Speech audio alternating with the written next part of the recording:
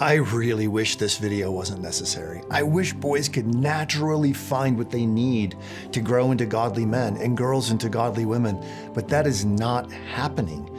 Today's young adults have been convinced at school and through social media that their gender isn't God-designed. They're being told that categories of male and female are irrelevant, or that there are 68 different genders. Adolescence has always been confusing. But there is a difference between feeling disoriented and being deceived. My co-author, Dr. Kathy Cook, and I have identified 7 different causes of gender confusion. We need to be aware of these to raise gender-confident kids. The first cause is the impact of sin and ignorance about God's design. Only 1% of Gen Z has a biblical worldview. That's according to the social researcher George Barna. If you're unclear about God's word, it is impossible to follow God's way. Ignoring God's word leads to confusion about everything, even things that used to be clear. The second cause is the rapid rise of gender ideology. For most of history, people knew that there were 2 types of humans, male and female. But postmodern thought introduced the idea that reality, including gender, is a social construct. In the last few years, this idea has exploded across America and around the world. Now, when kids are growing up, they can feel out of sorts with their bodies. Gender ideology tells them that this discomfort is because they were born in the wrong body. But even worse, gender ideology says that the idea of male and female is part of the patriarchal structure of society that needs to be dismantled. Social media adds fuel to the fire. At its height, #trans logged 50.2 billion views. Young adults, ages 18 to 29, are now 1,600 times more likely than adults over 50 to say that their gender isn't what was identified at birth. The third cause is mental health struggles. Every gender insecure young person I've worked with also suffers from comorbidities like anxiety, depression, or suicidal ideation. These make young people vulnerable to the idea that they can change their gender and that this will somehow ease their distress. It's all a lie. The fourth cause is radical gender ideology's manipulation of language.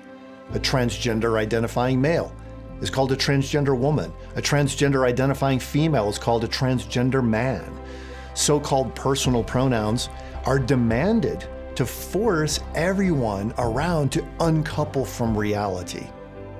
This term, gender-affirming care, sounds supportive, but what it means is putting children on a path to change their gender identity.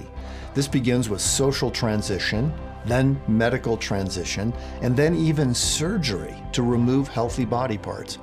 And it all starts with changing the language so parents won't even have the words to express their concern. The fifth cause is public schools. Half the public schools in the United States now embrace significant aspects of transgender ideology. Children are being given books saying that being transgender is fun and will make you popular. Teachers reinforce the students' doubts by daily asking them what their pronouns are. They teach that gender is a spectrum with G.I. Joe at one end and Barbie at the other. And since no one is really one or the other, they say then most people are transgender or non-binary. The sixth cause is media bias, the internet, and the spread of misinformation.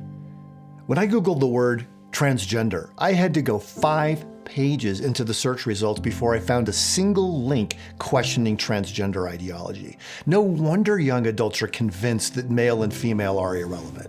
And TikTok and Instagram are even worse. The seventh cause is the influence of the medical industry that stands to make huge profits from gender insecure people. If patients follow this to its natural conclusion, they'll spend tens of thousands of dollars pursuing the biological impossibility of changing gender. And they'll be dependent on their doctors for the rest of their lives.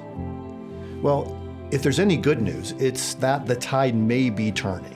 In 2024, a respected medical doctor named Hilary Cass released an extensive report showing that there is no respected research validating the effectiveness of transgender medical treatments. If anything, the outcomes are worse.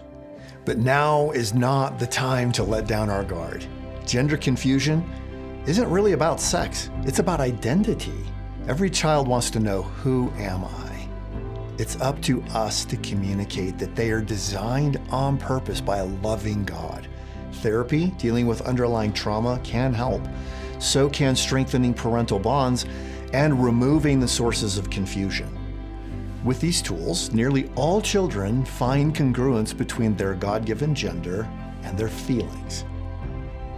If you'd like practical tips on how to talk about this with kids, go to genderconfidentkids.com.